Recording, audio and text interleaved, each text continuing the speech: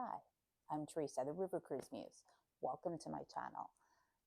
Today I'm going to go over, this is basically for my travelers who always have a lot of the same questions. So I figured I would answer it like this, and this might help some of you who are booked on river cruises. The number one question I get all the time is about cash and about money and how much you should bring. Should you exchange it before? Is it safe? There's tons and tons of questions about money. So let's go over the topic. What I always recommend is if you can exchange it at your bank and they don't charge you a fee, then go ahead and order some before your cruise. So say for instance, you're going into Europe.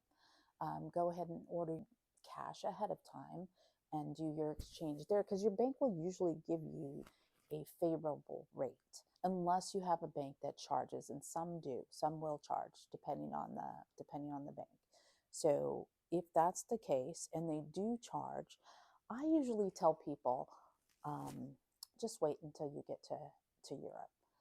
You can get some at the airport, and I always tell people if you do not have anything, yes, the exchange rate is going to be a little higher, but it's very convenient. It is right there, and at least get some money from right there at the airport, because you're going to need it sometimes for your cabs, for if you were going to take a train somewhere, sometimes you need it.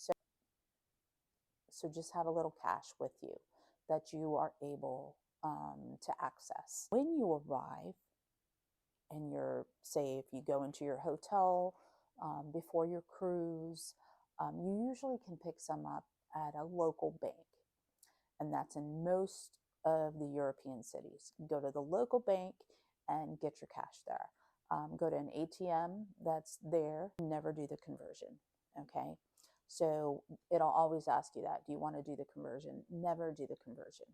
It charges you more. So I always tell people, definitely just go to a local bank. As you're traveling, most places in Europe will take a credit card, almost everywhere, okay? Not American Express, okay? So Visa or MasterCard, common. They're accepted all over restaurants and hotels, and of course, stores that you want to shop in. They're accepted all over. So take a credit card. I always tell people, do not use your debit card, say at a restaurant or anywhere else like that. Always use a credit card, because you have more protection with a credit card, okay? It's not connected directly to your bank account. Heaven forbid anybody take your number or something.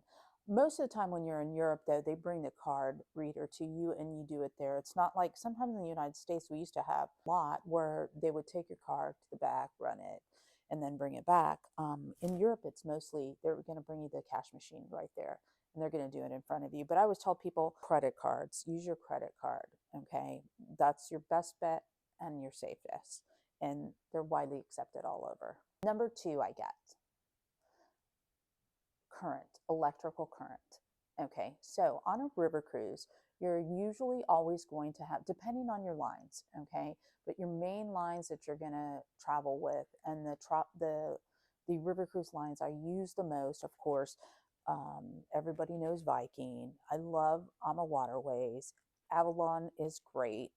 You have Scenic, you have Tauk, Emerald, Uniworld. All of those lines are going to have an adapt. They're going to be 110 for you. All of those lines are going to have a 110 outlet for you. Where you run into trouble is when you arrive, say you arrive one day, sometimes people arrive a few days early. You're at the hotel. They will not usually, okay? So I always tell people to make sure you have a converter. So if you're going into Europe, you're going to want the converter from the 220. A lot of times, ladies especially, your curling irons and such, unless they operate on either a 220 voltage, they'll get hot and won't work, even with your converter. I've had that happen multiple times. So they're easily ordered on Amazon. Order one that is already a 220, can be used in 220, and then you won't have any issues. You can use it here or there. Next question I always get: when should I arrive? I always recommend people minimum. I understand, and I understand the United States that we have a lot less vacation than other countries, and a lot of times we only have a certain amount of time. If at all possible, at least a day before. That gives you the opportunity to rest if you're tired, if you have jet lag before you get on your cruise. It also gives you time if, heaven forbid, your luggage get lost, or if your plane is late, there's weather.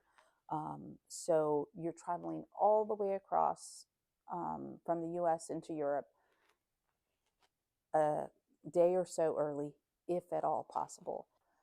Bathrooms. Bathrooms is a huge topic all the time. Bathrooms in Europe charge money, okay?